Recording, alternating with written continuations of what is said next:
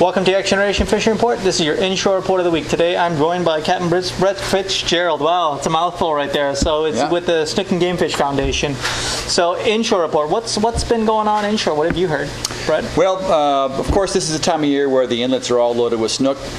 They are stacked. Yep, they are stacked. Now, there's always people that get upset about fishing them, during their spawning season when they're stacked up there. And I want to say the jury's still out on that.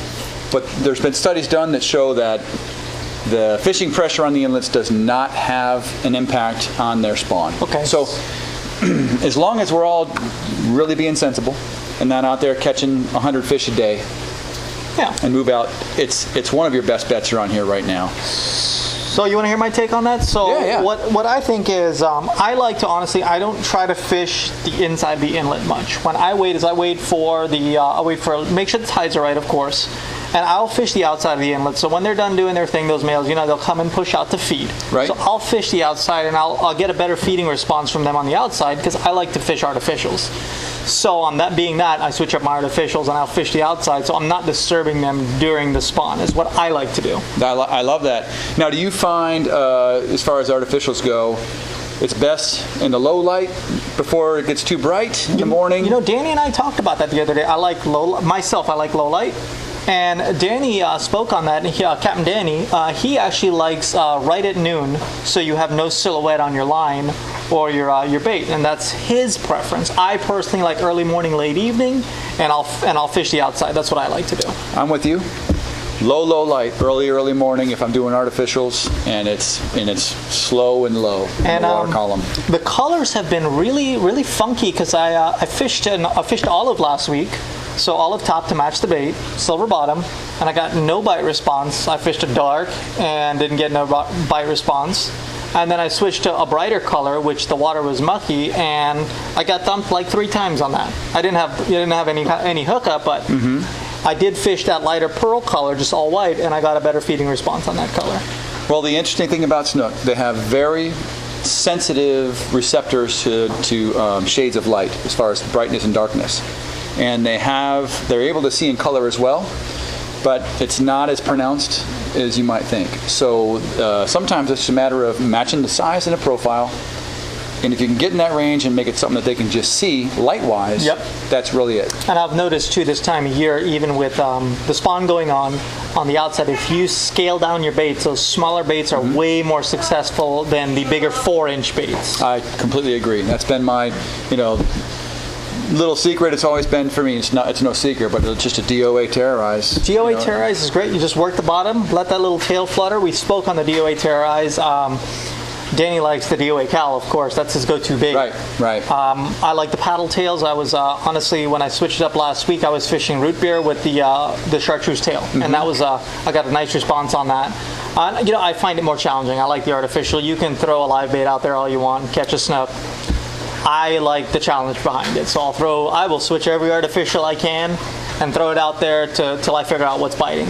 Yeah, that's funny you say that, because the root beer Terrorize has always been my go-to. Early morning, just before it gets bright, that's always been my go-to with the Terrorize is the green with the gold speckle. Okay. That's been my go-to, but that's a more late night bite is what I like to use the green. Gotcha. The other inshore thing that's been pretty good this summer, and I think that there's a conservation aspect to that, is that walking the beach in this area has been spectacular. Getting there early in the morning. It's been low surf pretty much all year. You can cast a mile. We spoke on it last week to not overstress the fish. We'll fish a little lighter drag and let them run and work that fish in. And what I like to do is I don't mind getting wet, so I'll get in the water, unhook them, put the good old rod between the teeth pitcher, but it's just to keep my reel out of the water. Right. Unhook them and I'll get my pitcher in the water. So like my wife or somebody will be there, I'll get my pitcher in the water, and then I'll release them back. So I'm not fully taking them out of the water. So that's great. What I like to do. What I've seen this year more than I have in the past maybe 10 years in this area is more of the sand perch and whitings and that sort of thing. And this year, a fish called a barboo. Have you ever seen one of those? I've seen the barboo, yes. Yeah, they got that kind of translucent nose. Yep. Have you ever taken one home? Have not, no. They're incredible in the frying pan. Wow. And super easy to catch, just with a little jig. And you'll notice them when you see, when I say there's been more whiting and stuff this year, walking the beach, I've walked There's a little path that I walk. It's 2 miles each way. So maybe that's why my color's working. That pearl color's working this time of year because all those fish match the same color. Yeah, That's a good insight on that. And you can see those barbu, and they're fun to target. If you can take 2 rods, if you have a backpack that you got one there's really big jacks, and I'll see them. They'll come charging and straight to the beach and then right back out again. They don't hang around for very long, but if you're moving, I've encountered 2 or 3 pods a day. The great thing about those jacks is when you're on a topwater bite early morning on them, and of course it's another just fun trophy fish to catch, and it's a fun fight. You throw that topwater on them, and you see their heads come out of the water because they'll breach the water with their heads. Yeah. Coolest bite response. Yep. And big, powerful fish right now. Oh yeah, absolutely. The jacks have. I've seen bigger ones offshore. But that's another topic for another day with that. They've been pushing offshore.